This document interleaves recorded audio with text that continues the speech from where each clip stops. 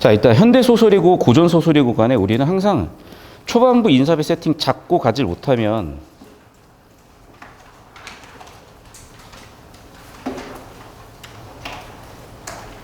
굉장히 힘들어집니다. 그거 일단 명심하시고. 자, 두 번째.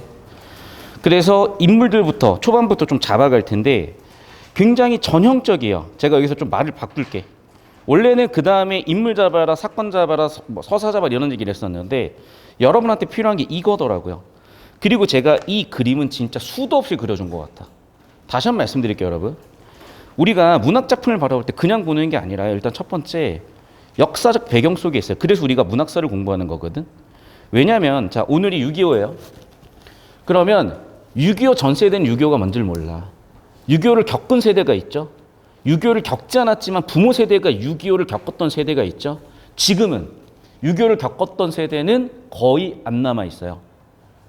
맞잖아. 6.25 때 태어나셨으면 지금 벌써 몇 년이야. 그렇기 때문에 이제는 많이 흐릿해졌단 말이야. 그런데 이 시점에 막 6.25에 대한 얘기를 하면 우리가 그렇구나 정도인 거지 막 가슴 찢어지는 고통을 느끼지 못한단 말이야.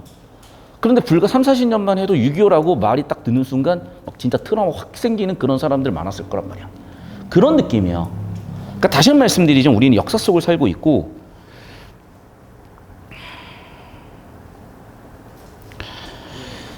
두 번째.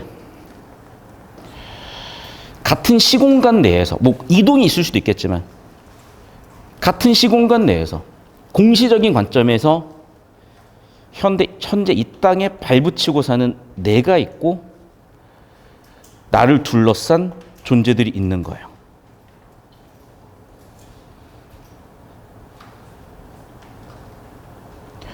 그래서 항상 이렇게 네 가지 요소들 체크하라고 했습니다.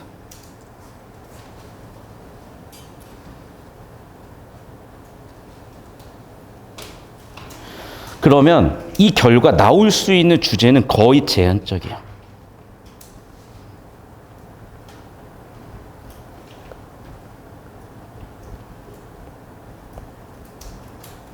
물론 사소한 차이는 있을 수 있는데 이게 거의 결정된 느낌이야. 그러니까 이 마인드셋이 여러분이 평가 안 하고 겹치면 겹칠수록 상당히 편해질 거고 겹치지 않으면 겹치지 않을수록 힘들어질 수 있어요. 자, 그러면 이제 볼게. 자, 초반부 인사비 세팅부터 가라 그랬잖아. 자, 봅시다. 상서의 셋째 부인 여신은 그럼 봐봐. 벌써 상서가 나왔고 셋째 부인이라는 키워드에서 시대적 배경이 바로 나오는 거야. 자, 원래 일가는 일부 다처제가 없었어요. 그러니까 일부 일처 다 첩제야. 그렇기 때문에 첫째 부인, 둘째 부인, 셋째 부인 있다는 거는 일부 일처 다 첩제인 경우고 어쨌든 부인이 여러 명 있는 경우야. 그럼 벌써 시대가 지금은 아니잖아요. 그리고 한 100년 뒤에는 결혼제도가 거의 없어질 거기 때문에 그 뒷얘기도 아니야. 그러니까 우리가 뻔하게 알고 있는 그런 클리셰예요. 둘째 부인 석씨가 있어요. 행실과 마음씀이 매사 뛰어나요. 그러면 여기서 석씨 성격이 나왔잖아. 심지어 손윗 사람이잖아. 당연히 존경하고 따르는 게 우리의 상식인데 마음의 속에 불평한대요. 이 내면 심리를 통해서 얘의 성격을 세팅했잖아. 어떻게? 시기 질투가 많은 전형적인 고전 문학에서 보이는 시기 질투가 많은 둘째, 셋째 부인들. 꼭 얘네가 사고를 치잖아요. 그럼 뻔한 거야. 글의 주제가 이미 다 나왔어요. 소설, 서사가 다 나왔어요, 이미. 이해됐어? 그게 안 되면 여러분이 고득점하기 힘들다는 거예요.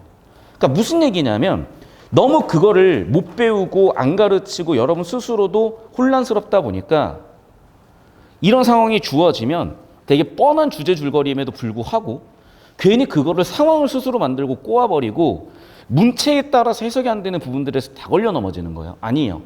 다시 한 번 말씀드려요, 여러분. 우리가 지금 발 딛고 사는 이 땅에 완전히 새롭고 완전히 창의적인 건 없어요. 스티브 잡스도 얘기했다고. 창의성이라는 건요, 없는 게 새로 생기는 게 아니라 있는 것들 연결하는 것 뿐이에요. 다시 한 번 말씀드리지만 이 소설, 이 서사 줄거리는 어디선가 분명히 여러분이 들어봄직한 얘기일 거라고. 그걸 엮어내시면 돼요. 그러니까 당장 경제지문 같은 경우에도 제가 정확하게는 제가 설명하고 조금 달라요. 그럼에도 불구하고 제가 여러분이 고등학교 때까지 정상적으로 배웠다고 평가원에 생각하는 실질적으로 교육과정 때문에 안 배웠지만 확통해서 통계적 추정의 개념을 알고 있었다면 이해가 훨씬 쉬웠을 겁니다. 이해됐어요? 그런 느낌이라는 거야. 그러니까 아예 새로운 질문, 아예 모르는 정보를 생으로 접근한다는 느낌으로 여러분 덤벼들면 요즘 수능은 절대 고득점 할 수가 없고요. 그걸 지금부터 차근차근 하나씩 뜯어 고쳐 가셔야 되는 거예요. 자, 그래서 볼게요. 계속 봅시다. 이 사람이 있으면 내게 상서의 총애가 오지 않으려라고 내면 심리를 통해서 이 사람의 성격이 보나마나 시기 질투할 거고, 이런 시기 질투의 성격 때문에, 이런 내면 심리 때문에 당연히 사건이나 그 사건의 흐름에 따른 서사가 이어지는 거는 너무나 당연하겠죠. 자, 그래서 서모, 석파, 서모가 뭔지 모르겠는데 어떤 엄마겠죠. 뭐 유모라든지 그런 엄마. 청운당에 오니 여씨가 말하길, 자, 일단 공간이 자꾸 세팅이 될 것 같아서 저는 박스를 칠게요. 뒤쪽 보면 알겠지만. 괜히 한번 칭찬을 해주는 거네. 왜? 그래야지 자기 시기 질투가 안 드러날 거니까. 근데 석파가 취해가지고 실언함을 깨닫지 못하고 얘기를 했대요. 실언했대. 그러니까 실언이란 사건이죠. 괜히 또 칭찬을 했어요. 석씨가 석파랑 이제 또 얘기를 해요. 벽운당. 그러니까 이미 머릿속에 그려져야 되는 거야. 무슨 얘기냐면 이거야. 지금 아마도 상서에 부모님이 계셨을 거고 상서가 있었을 거야. 그리고 아마 뭐 부모님이셨는지 아니면 유모였는지 아니면 또 부모님도 이렇게 둘째 부인, 셋째 부인 있었으면은 뭐 작은 엄마가 있었을, 큰 엄마가 있을 수도 있는 거잖아. 석파가 있었고요. 상서에 첫째 부인, 둘째 부인, 셋째 부인 있었을 거야. 지금 첫째 부인 안 나타났고 둘째 부인 석씨, 셋째 부인 여씨예요. 그런데 아마도 얘네가 이렇게 예나 지금이나 지체 높으신 분들은 집이 굉장히 컸을 거고, 예를 들면 여기가 안주인에 사는 또는 뭐 상서가 사는 곳이라고 한다면 상서의 부모님이 여기 살고 계시고 얘가 만약에 상서가 가장이라면 여기에 무슨 당 해가지고 첫째 부인, 둘째 부인, 셋째 부인 거처 아닐까. 정확하진 않더라도 이건 전형적인 클리셰고 우리가 어떤 드라마 같은 거를 아니면 사극 같은 걸 보면서 배웠을 거 아니에요. 이런 내용들을 차근차근 봅시다. 그래서 이때 석씨가 석파를 청하자 석파가 병운당에 이르러 웃고 왈 나를 불러 무엇하려 하느냐, 내 석부인이 맞는 총애를 여부인께 자랑하였나이다라고 얘기했고, 갑자기 석씨는 그런 게 내키지 않다고 반응을 했죠. 자, 그럼 봐봐. 항상 상황 반응이야. 그럼 이렇게 반응한 이유가 있죠. 그 이유는 명시적이지 않겠지만 아마도 후일은 그렇지만 아마 걱정이겠죠. 저게 이상한 짓을 할 수도 있으니까. 그럼 이건 좀 특이했던 부분이야 사실은. 그래서 벌써 어떤 표면적이지 않지만은 이면적인 갈등들이 슬슬 보이기 시작을 한 거죠. 이 장면 끊는 부분은 여러분 편할 대로 하셔도 되는데 이렇게 공간 이동이나 사건 혹은 인물이 바뀔 때 저는 장면 이동하는 게 도움이 된다고 말씀드렸고, 여기까지 1번 장면, 여기 2번 장면, 여기 3번 장면으로 갈게요. 여씨의 고동이 점점 문제가 되네. 그런데 양부인과 상서는요, 내색 없이, 그러니까 이 사람들 성격이라고 볼 수도 있고 내면 심리라고 볼 수도 있어요. 그래서 하루는 상서가 가봤더니 얘가 또 녹음당에서 이상한 짓을 하고 있어. 딱 봐도 야, 이거 혼 좀 내야 되겠다 해가지고 청운당 와가지고 한 소리를 했어요. 물어봤더니 거짓말한 게 드러났죠. 그래서 이 상황에 대해서 또 책망이라는 반응을 했죠. 그러면 다시 책망하는 상황이 주어지니까 부끄럽다고 반응하고 있고, 그러니까 여기는 서로 대화기도 하지만은 성격이나 내면 심리를 보여주면서 얘네들한테 있었던 사건 장면들의 흐름에서 포인트가 있는 부분들, 특히 뭐 부끄러워했다라든지 너 금수행동이라고 평가한 부분들, 책망했다는 부분들이라든지 거짓말하는 부분들, 이런 부분들이 이제 슬슬 갈등이 심화되는 상황들. 정리하면 이거죠. 결국에는 여씨가 석씨를 마음에 들지 않아 했고, 석파가 실언을 했고 그거에 대해서 석씨는 걱정하는 상황이고, 계속 여씨는 못된 짓을 하는데 상서가 그걸 알아요. 그래서 물어보고 책망하고 혼내고 부끄러워하고. 또 이제 다음 장면으로 갔네요. 이후 여씨 밤낮으로 생각하더니 반성을 해야 될 거잖아. 근데 문득 강충은 왜 떠올리고, 또 이상한 짓이야? 그러면서 뭐래? 저주의 말을 꾸며 치성전을 범하니 일이 치밀한지라 네 능히 알리오. 아하, 흉계를 꾸미고 있네요. 자, 그럼 봐봐. 그러니까 물어본 게 아니라 실제는 흉계를 꾸미며 답정 넣은 거잖아. 자, 봐봐. 여러분 이 소설이 힘들었던 이유 중에 하나는 뭐냐면 인물이 많아서인데 제가 수업 시간에 몇 번 설명을 드렸어요. 아마 별표를 그려서 인물이 많으면 누구 중심? 주인공 중심으로 잡으라니까. 그러면 여기서 주인공이라는 건 분량이 제일 많은 사람을 보통 얘기해요. 그럼 여기서 분량이 제일 많은 사람은 누구예요? 여씨잖아. 여씨 중심으로 잡으면 되는 거예요. 근데 여기다가 여러분이 괜히 스스로 꽈. 상서, 여씨, 석씨, 석파, 화씨, 양부인, 벌써 6명 나왔어요. 10명 넘을 거예요. 근데 사실은 나머지 인물들이 그렇게 중요한 인물들이 아니라고. 여기서는 결국에는 여씨, 여씨에 초점 두고 쭉 가면 되잖아요. 강축 나왔어 또. 그러면 7번, 한무제 8번, 여태자 9번. 근데 봐봐. 여긴 그냥 뭐야? 고사 인용이야. 옛날. 그러니까 고사 인용을 하면서 나도 이래 봐야지. 근데 이게 왜 가능하냐? 예를 들면 이런 거지. 내가 여러분한테 어떤 이미지를 떠올리기 쉽게 만들기 위해서 얘들아 강태공 알지? 이런 거 누가 알아? 얘들아 엘비스 프레슬리 알지? 누가 알아?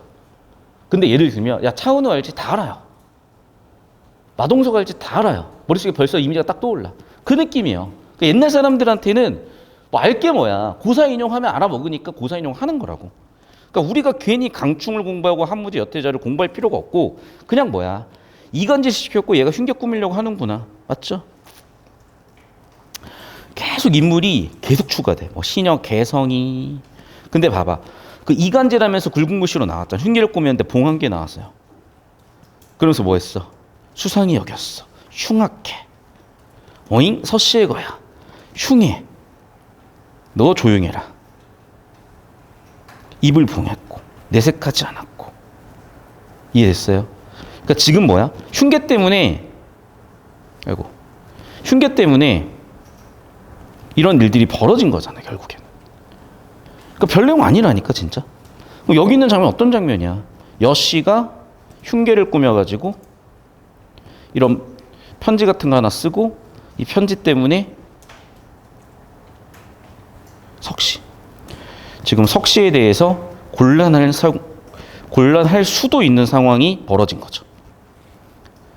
그러니까 내가 지금 약간 이렇게 영혼 내려놓고 있는 이유 중에 하나는 뭐냐면 사실 저는 이걸 읽으면서 딱히 뭔가 감동스럽거나 재밌지도 않아. 너무나 뻔한 얘기인 거야.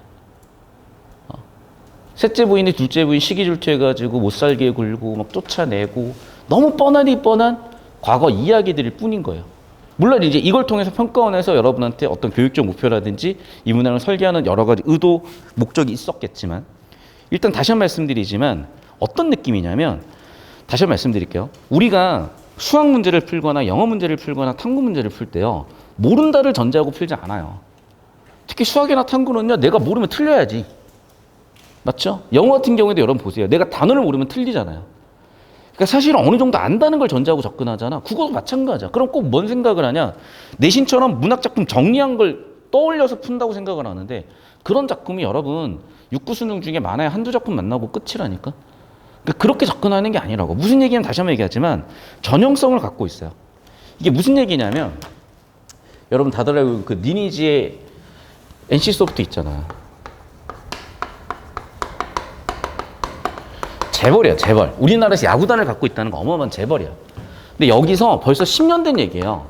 이미 10년 전에 AI로 스토리를 만들어주는 AI를 만들었었고 그래서 전 세계에 있는 수만 개의 이야기를 다 가져왔어요. 설화, 전설, 민담, 소설 다 가져왔어. 그래서 봤더니 플롯은 서사 구조잖아요. 이 서사 구조가 207개의 전형성을 갖더라는 거죠. 왜냐면 봐봐. 우리가 좀 이따 뭐 예를 들면 영웅소설 같은 거 볼 거예요. 영웅소설하고 어벤져스 토니 스타크하고 뭐가 크게 다르냐는 거지. 비슷해요, 그렇게. 물론 이제 현대로 왔으니까 뭔가를 꼬아넣은 낫겠죠. 그래서 예를 들면 터미네이터 같은 게 굉장히 참신하다고 평가를 받았던 게 왜 그러냐면 과거에는요, 이 시간의 흐름을 바꾸질 못했어요. 그러니까 서술 순서가 이렇게 갈 수는 있어. 그러면 역행이고 역순행이잖아요. 예를 들면 서술 순서가 이렇게 갈 수는 있었어. 역순회. 그런데 터미네이터 같은 게 처음 나타났을 때 왜 문단에서 난리였냐면 또 그 전에 뭐가 있었냐면 백투더 퓨처라는 영화가 있었어요. 그럼 뭐냐면 얘네가 타임슬립을 하는 거야. 그러면 새로운 사건과 새로운 우주가 생기는 거지. 이게 굉장히 참신한 아이디어였던 거야. 끝도 없이 돌아가 맨날. 그러면서 영화는 맨날 끝도 없이 다시 나와. 어쨌든 이런 플롯이 굉장히 참신했단 말이에요. 이런 거 포함해서도 207개밖에 없어요. 여러분 문학 작품 읽고 여러분이 무슨 뜻인지 모른다? 말이 안 돼. 왜 안 되냐면 결국 희노애락 애호욕이야. 인간의 감정은. 여러분 인스타를 딱 봤잖아요. 도대체 이 새끼는 왜 올려놨지? 아니요. 다 뜻이 있고 의도가 있고 알잖아요, 여러분이. 마침 내가 차고 와서 다시 한번 얘기하자면 짝퉁입니다, 짝퉁. 이제 이런 거 딱 차고 괜히 내가 인스타 이런 거 딱 찍어서 올려. 뭐 하는 거야? 뭐 하는 거냐고. 허세. 아, 나 놀렉스 탄 남자다. 나 놀렉스 탈 정도로 잘 나간다. 이런 거잖아, 예를 들면. 꼭 거기다가 이제 좋은 글 하나 딱 써주고. 해시태그 올리고. 꼭 이제 좀 잘 나갈 것 같은 사람 태그해서 올리고. 괜히 길 가다 연예인이나 유명한 사람 보면 같이 사진 찍어. 그러니까 올려. 왜? 나 좀 아는 사람이 이렇게 잘 나가는 사람이 있어. 다 안다니까. 똑같아요. 옛날 사람은 지금 사람이 어차피 사람들은 인간이라는 존재는 크게 변하진 않았기 때문에 예나 지금이나 비슷비슷한 생각을 가지고 사는 거고 뭐 요즘에는 뭐 둘째 부인, 셋째 부인이 없으니까 정확하게 이런 일은 없을지라도 예를 들면 이럴 수는 있잖아. 솔직히 남자애들도 요즘은 서로 시기 질투하는 것 같기도 해. 여자애들도 서로 시기 질투하는 것 같기도 하고 근데 확실한 건 남자애들 사이에서 시기 질투도 있는 것 같아. 뭐 그거를 시기 질투라고 볼 수도 있고 또는 위기의식이라고 볼 수도 있겠죠. 경쟁자고 라이벌이니까 저 새끼를 죽여야지 이런 생각을 할 수도 있는 거야. 예를 들면. 어쨌든지 간에 전형적으로 존재할 수 있는 그런 사건인 거고 못된 짓 흉계꿈에다가 드러나서 병신되고 참교육되는 거는 우리가 수도 없이 요즘 뭐 유튜버들이나 나락가는 사람들 보면서 봐왔잖아요. 여기도 마찬가지 그런 줄거리라는 거예요. 그러니까 다시 한 번 말씀드리지만 별 내용 없어. 다만 우리가 너무 공부를 안 했고 이런 식의 공부를 안 했다라고 생각을 하셔야 되는 거예요. 무슨 얘기인지 알겠어요? 그러니까 막 처음 읽는다고 생각으로 처음부터 끝까지 다 처리하려고 그러니까 감당이 안 되는 거지. 여러분 알고 있는 정보라고 생각을 하셔야 돼. 근데 그게 내신하고는 좀 다른 느낌이라고. 되셨죠? 여기까지? 계속 봅시다. 자, 이제 5번째 장면. 결국에는 석씨가 쫓겨나 버렸어요. 이제는 누굴 쫓아내요? 화씨를 쫓아내야 되겠죠? 그래가지고 갑자기 이제 정기적 요소가 나와요. 요즘은 이제 여기다 뭐 점 같은 거 찍으면 다른 사람이 되고 같은 사람이 되고 하는데 옛날에는 약을 먹고 둔갑을 하나 봐. 이해됐어? 그러니까 이런 건 정기성이죠. 화씨로 둔갑해 나타나자. 아, 이제 큰일 났어, 이제. 친누나 불렀고요. 은한배 불렀고요. 석파 불러 모아서 어떻게 하지? 하면서 여씨 이것도 뭔 이상한 짓 한 거 아니야? 신복을 또 찾았어요. 그럼 봐봐요, 여러분. 벌써 인물이 몇 명이야. 좌우 시녀까지 인물이라고 치면 11명, 12명, 13명, 14명, 15명, 신복이 미양이 15번째. 중요하냐고 이게. 우리가 아는 뻔한 얘기인 거고 결국에는 여씨가 못된 짓하다 걸린 거겠지. 여씨 계속 나타났어요. 당연히 잡아놓고 사건 해결하기 위해서 엄하게 조사했겠죠. 그러면서 사실대로 고했고 조사했고 다시 여기다가 순서를 붙여줄게요. 조사했고 고했고 약을 찾았고 그 약이 여기 나와 있는 이 약일 것이고 아마도 밑도 끝도 없이 튀어나오진 않을 거니까 사람들의 반응이 또 이상한 짓 했구나 웃겼고 야 너희 다시 먹어. 그랬더니 안 먹을 진짜 화씨 녹이 해가지고 승질내고 막 이러니까 뒤질래? 한 소리 해주니까 진짜 화씨는 회면단을 먹고 용매가 본치 않았는데 여씨한테 권했어요. 먹지 않았어. 너 의심된다? 해가지고 먹었어. 결국에 어떻게 됐어? 변했죠. 사건의 전모가 드러났죠. 그런데 사람들이 되게 너무 진지하게 받아들이지는 않는 분위기 같고 계속해서 웃는 거 왜 웃는지는 잘 모르겠어. 근데 어쨌든 얘가 하는 모습이 너무 꼴이 사납든지 꼴이 웃기든지 했기 때문에 웃었을 것 같고 계속 볼게요. 야 너는 자꾸 이런 짓을 하냐 라고 하면서 이 상황에 대해서 근데 자기 탓을 하죠. 상선은.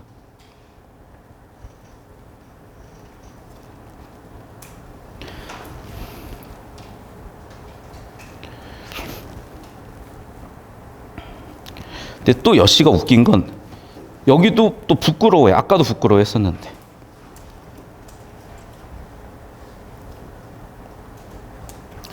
자, 그럼 결론 어떻게 되는 거냐 이제. 양누인이 작살내고 끝 됐죠.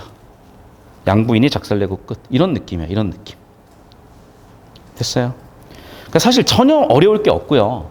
뭐 오래 읽을 것도 없어. 그러니까 무슨 얘기냐면 이런 느낌으로 여러분이 어떤 텀을 좀 기간을 정해야 될 것 같아요. 그래서 그 기간을 정해서 문학 작품, 뭐 소설 작품 또는 고전 소설 작품만 계속 정리하는 과정에서 어떤 이런 전형성이 잡힐 거예요. 저랑 같이 공부하시면서. 그래서 제가 이거는 다음 주나 다다음 주에 기획해가지고 한 번에 싹 한번 정리를 할 텐데 모르겠어요. 이게 자극이 주어졌을 때 그 역치를 넘기는 게 지금까지 어느 정도의 공부량을 쏟았고 개인의 경험에 따라서 달라질 수는 있어요. 어쨌든 수능 전에는 한번 기회가 올 거예요. 달라질 수 있는 기회가. 다시 한번 이 흐름으로 잡아주셨으면 좋겠고 계속 봅시다. 배경 묘사가 성격 변화가 됐다고요? 봐봐. 지금 우리가 중요하게 읽어야 되는 키워드들이 첫 번째 배경이죠.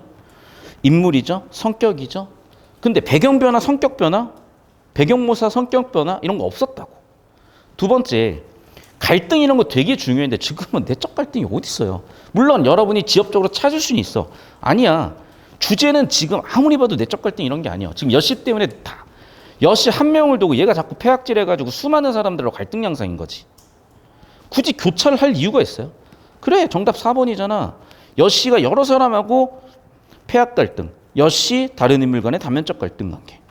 여씨가 지금 뭐 석씨, 뭐 화씨, 뭐 상서, 양부인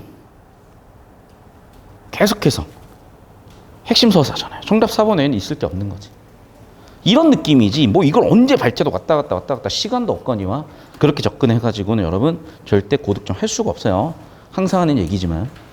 그러니까 혼자 집구석에서 방구석에서 풀 때는 상관없어. 이렇게 풀든 저렇게 풀든. 근데 실전이라는 시간 압박이 있고 멘탈이 흔들리는 그런 상황에서 여러분을 중심을 잡아주는 자세에 대한 얘기를 하고 있는 겁니다. 계속해서 19번 볼게요. 자, 석파. 봐봐. 초반부부터 여씨가 석파랑 대화를 하면서 어떤 상황들이 있잖아. 그러니까 장면 1번 얘기인 것 같고 장면 1번 이후의 얘기인 것 같고 계속해서 2번 상서가 실제 그런 사건들과 반응들을 보이잖아. 직접 갖다 물어보기도 하고 확인하기도 하고. 정답 3번이죠. 왜? 내면 심리가 2번이나 나와서 부끄러워하지 않는다가 아니라 부끄러워한다가 2번이나 나와요. 그러니까 뭐냐면 이런 정답되는 양상들을 보라고. 지금 여기도 지금 여씨의 내면 심리가 또 특이한 게 얘 되게 특이한 애야. 이런 상황이 터지면은 부끄러워해. 또 이런 상황이 터지면 또 부끄러워해. 그래놓고 반성도 안 하고 또 해. 그러니까 되게 특이한 성격을 갖고 있는 애인 거죠. 그 부분을 2번이나 세팅을 하잖아요. 1번 같은 행동을 2번. 그러면 당연히 얘가 출제 확률이 높아졌겠죠. 반복되면서 출제되는 양상이었으니까. 계속해서 20번 문제 볼게요. 맥락고리에서 기억, 니은. 그러니까 기억은 지금 어떤 상황에서 얘기를 한 거냐. 이 상황에서 석씨가 얘기한 거고요. 니은은 거짓말한 거잖아. 그러니까 상황이 달라 지금. 그러니까 기억은 잘 보세요. 기억은 여씨가 석씨를 모함하거나 시기 질투할 수 있는 상황에서 석씨가 그게 걱정돼서 한 말이고, 니은은요 여씨가 못된 짓을 하다 걸렸죠. 그걸 상서가 받고, 그럼 상서가 예를 들면 의심을 할 수도 있고 질책을 할 수도 있으니까 이 의심 질책에 대해서 두려워서 거짓말한 거죠. 걱정이 돼서 모르겠어요. 이걸 질책이라고 봐야 될지 호소라고 봐야 될지. 그럼 1번 선지 볼게요. 질책은 가능할 수도 있을 것 같아. 독성까지는 모르겠는데 뭐 어쨌든 두 번째 상서의 오해를 증폭시켰다. 봐봐. 1번 선지만 떼놓고 보면 상서가 막 뭐라고 한 건 맞아. 근데 여러분 보세요. 오해를 했나? 이 상황이? 여러분 이 상황이 지금 오해 정확한가요? 봐봐. 오해가 가장 적절한 어일 것 같으면 오해보다 뭔가 좀 더 적절한 어휘가 있을까? 그러니까 사실 1번 선지에서 여러분이 고르면 안 돼요. 가장 적절한 걸 고르라고 했잖아. 확률적으로. 그러니까 이 문제가 여러분 잘 들어. 수학처럼 통계처럼 사례 하나하나를 되게 제한적이고 설계한 것에 따라서 정갈하게 정리된 통계 자료가 나오는 경우들도 있어요. 그런 경우 연구하기 너무 편하죠. 전체 시행? 예를 들면 주사위를 굴렸어. 100번 시행했어. 이래도 몇 번 나왔어? 통계적 확률 구하는 건 너무 쉬워요. 근데 그거는 굉장히 특수하고 제한적 경우인 거예요. 왜? 예를 들면 봐봐. 내가 버스를 탔을 때 6시 55분까지 도착 확률을 구하시라고 했을 때 어마어마한 변수가 있을 거 아니에요. 그러니까 사실은 우리의 실제 삶에서는요. 그 변수 관계를 명확하게 하기 힘들고 그러다 보니까 국어와 같이 일부는 모든 요소가 논리적으로 설명이 안 되는 경우도 있을 수 있는 거예요. 하지만 그런 상황이라 할지라도 그게 관습적인 평가원 마인드셋에 의해서든 가장 확률 높게 처리해낼 수 있는 정보가 있고 그걸 가장 적절하다고 표현을 하는 거야. 그리고 이거는 고3쯤 되면 누구나 가지고 있는 상식이고요. 잘 들어. 이 상식이 없잖아. 그럼 사회적 지능이 없어. 그러면은 사회생활이 되게 피곤해지고 제가 그랬어요. 그러니까 내가 사실은 전 과목 중에 제일 힘들었던 과목이 국어예요. 왜? 이해가 안 되고 납득이 안 되는 거야. 내 입장에서는. 근데 내 생각 물어보는 거 아니잖아요. 세상의 스탠다드를 물어보는 거라고. 그게 옳든 그르든. 그게 옳든 그르든 세상의 스탠다드를 알잖아요. 그리고 내가 있잖아요. 그럼 그 차이를 메꾸든 뭐 재해석을 하든 방법이 보인다는 거야. 그런데 세상의 스탠다드를 모르면 내가 세상에서 생존이 안 돼. 굉장히 힘들게 살아야 돼요. 그런 과목이라고 생각을 하셔야 돼.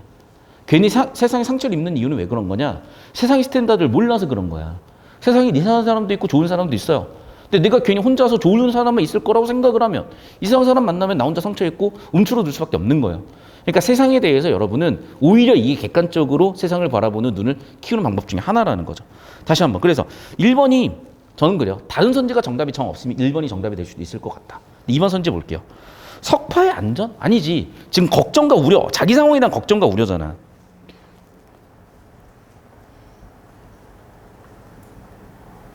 왜냐하면 실제 뒤쪽 일들 보면은 얘가 쫓겨났으니까. 상서가 왜 위험에 빠져요 지금. 전혀 그런 상황이 아니잖아. 그러니까 얘는 당연히 정답될 확률 거의 없고. 호의요? 아니 하지 말라고 한 거잖아. 호의가 될 수가 없지. 4번도 경솔함. 왜? 아니 그 함부로 그렇게 얘기하시면 얘가 또 나를 더 시기질투할 수 있을 텐데 왜 그러셨어요? 즉 봐봐. 걱정이라는 키워드에 제일 맞닿아 있는 건요. 질책이나 독선보다는 염려일 것 같아 나는. 염려. 그러니까 얘가 좀 더 적절한 선지가 될 확률이 높아지는 거고. 맞잖아. 상서가 너 씨 뭐 했어 거기서. 거기에 대해서 그게 두려워서 거짓말한 거잖아. 그러면 의심을 피하게 한 말에다가 좀 더 적절한 어휘일 확률이 높다고요. 그러니까 1번이 틀렸다기보다는 4번이 좀 더 가장 적절한 선지라고. 이 느낌인 거야. 그러니까 두 개 중에 헷갈릴 문제가 없어요. 여러분이 자꾸 OX로 판단하니까 1번도 맞는데 이래버린 거야. OX 아니라니까.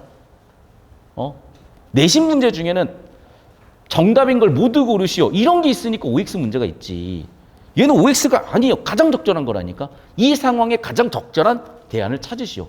여러분 항상 인생에 터지는 문제잖아. 문과야 이과야? OX가 아니야. 내 상황에서는 문과가 좀 더 적절할 수도 있는 거죠. 무슨 대학 쓸래? 너 지금 논술 6개 대학 어디 쓸 거야? 경우의 수를 따져봤을 때 제일 적절한 게 있는 거지. 야 씨발 홍대는 안 돼.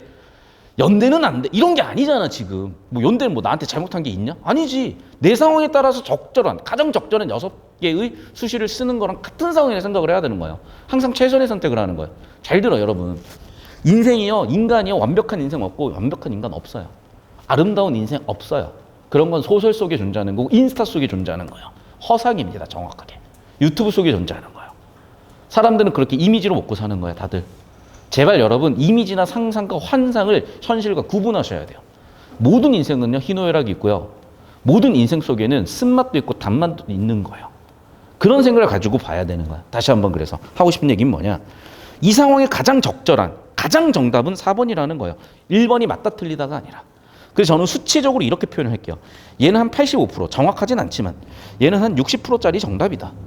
그럼 당연히 85%짜리 정답을 골라야지. 정도로 저는 정리할게요. 이해되셨습니까? 이게 좀 어려울 수 있어요. 왜냐하면 기면기고 아니면 아닌 거죠. 선생님 A는 A고 B는 B인 거죠. 왜 A가 B인가요? A가 왜 갑자기 알파가 됐나요? 여러분 인생 살다 보면 그런 게 많아요. 그리고 다시 한번 말씀드리지만 문학을 저와 같이 정리하는 과정에서 이거는 슬슬 잡힐 겁니다. 이 실론 보도록 할게요. 그 핵심 주제인 음모 모티프 있죠.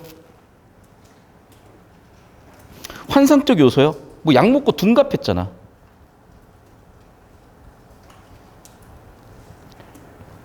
음모가 시행되면 서사적 긴장이 고조된 거 맞죠? 갈등 심해지니까. 그런데 어떻대? 우리는 그렇게 못 느꼈지만 보기에서 뭐래요? 음모자의 욕망치령이 지연되면서 일시적으로 이완되기도 하고, 이때 또 다른 음모를 꾸미기도 하고 결국 음모의 실체가 드러난다. 뭐 알겠어. 21번에 1번 선지부터 볼게요. 여씨가 자신과 석씨를 견주고 양보인과 석씨를 이간하려는 대성. 그렇죠. 어떤 봉투 이런 거를 써가지고 편지 봉투 써가지고 사건 중에 하나가 있었잖아. 음모잖아. 여씨의 욕망이라고 볼 수도 있겠고. 2번 선지. 그게 봉한 건 맞네. 맞죠? 그리고 아마 뭐 우리가 정확하게 읽어야 되겠지만 개성이가 이렇게 도와줬다면 뭐 조력자 이런 것도 가능할 수 있을 것 같고요. 3번 선지. 그런데 그 봉투, 그 글이 불살라지고 누설이 금지됐어요. 결국 무슨 얘기야? 그 음모대로 쫓겨난 건 아니니까 잠시적으로 이완됐다. 보기 내용도 엮어볼 수 있겠고요. 그리고 그렇죠. 약 먹고 돌아왔죠. 환상적 요소죠. 음모의 실체가 드러났죠. 왜 정답이 5번이겠어요, 여러분? 자꾸 OX를 보니까 여러분 들어. 기계적으로 OX로 보니까 자꾸 틀리는 거예요. 자, 여러분 항상 뭘 읽어야 되냐면 작가의 의도는 뭐냐고요. 좀 더 와닿게 얘기할까? 여친의 의도는 뭐야? 여러분 남친의 의도는 뭐야? 오빠 오늘 아무거나 먹어도 돼. 씨발 이제 머리 빨리 굴려야 돼 이제. 아무거나는 여기서 뭐야? 센스 있고 예쁜데 맛있으면서 나의 기분을 좋게 해줄 수 있는 아무거나요. 뭔 얘기인지 알겠어? 오빠 나 오늘 뭐 달라진 거 없어? 빨리 대가리를 존나 굴려야 돼요. 근데 사실 이미 답은 그냥 정해져 있어. 넌 뭐래도 예쁘면 돼 사실은. 예쁘다는 소리 듣고 싶은 거예요. 근데 이제 걔가 좀 기분이 나빠. 아니 얼마 부리지 말고 똑바로 얘기해봐. 이런 얘기를 해 이제 그러면 이제 뒤진 거지 그날은. 오빠 오늘 무슨 날인지 알아? 이제 뒤진 거예요 그냥. 그러니까 애당초 그런 일을 안 만들어야 돼. 자 봐. 여러분 인생 살면서 상대방의 의도를 파악해야 되는 수많은 순간들이 있어요. 난 그런 의도 파악하기 싫으니까 평생 모쏠로 살래요. 사세요 여러분. 근데 모쏠로 사는 거 여러분 선택이고 수능에서 고득점 하지 않겠다는 것도 여러분 선택이야. 의도 읽어내셔야 된다고요. 자 그럼 봐. 지금 이 대립이라는 거는 갈등이라는 되게 중요한 키워드잖아요. 아니, 갈등이 누구랑 갈등이냐니까? 여씨랑 나머지랑 갈등이라고. 아니 왜 여기서 양부인하고 상서가 갈등을 하냐고요 지금. 이해됐어? 그러니까 문제를 스스로 꽈버리잖아. 왜? 그러네? 라고. 5번 선지가 그럴듯해. 왜? 상서는 이렇게 하라고 그랬고 양부인은 이렇게 하려고 그랬으니까 대립 맞네? 이상한 짓 좀 하지 말라고 제발. 누가 그렇게 물어봤어? 선생님 OX로 풀면 맞잖아요. 5번 선지 떼놓고 보면 맞잖아요. 누가 5번 선지 떼놓고 보래? 평권에서 5번 선지 떼놓고 보라고 한 적이 없어요. 여러분이 문제를 푸는 과정에서 그런 방법이 쓰일 수는 있는 건데 다시 한번 얘기하지만 교과서에 학습활동 보라니까. 그러면 인물 파악해라, 성격 파악해라, 내면 심리 파악해라, 장면이나 사건 갈등 파악해라, 전체 서사 흐름 파악해라, 핵심 갈등 파악해라, 갈등 원인 파악해라. 이런 거 나오는 거예요. 그러면 그거 파악됐으면 정답이 보이는 거지. 그걸 모르고 자꾸 기계적으로 접근하고 내용일치로 접근하고 논리적. 근데 그 논리도 여러분이 생각하는 논리인 거지. 베이주주의자 논리는 통계적이란 말이야. 확률적이고요. 여러분이 Q이면 Q이다 같이 명백하게 진리, 명백하게 참인 명제는 굉장히 인위적이고 가공적인 명제이기 때문에 그런 명제 판단은요 거의 일어날 특수한 상황 아니면 일어날 일이 사실은 별로 없어요. 왜냐하면 현실 세계는 정보가 너무 제한적이고 부족한데 또 처리할 정보는 많아. 필요한 정보는 없는데 쓸데없는 정보는 많아. 그런 시험이고 그런 시대고 여러분한테 요구되는 게 그런 느낌이라는 걸 봐주셔야 됩니다. 되셨죠? 자, 영상은 여기까지 일단 끌고 캡처해서 올려드릴 테니까 필기 못한 거 하시고 현재 시각 53분이니까 7분 정도 쉬었다가 8시에 이어서 할게요.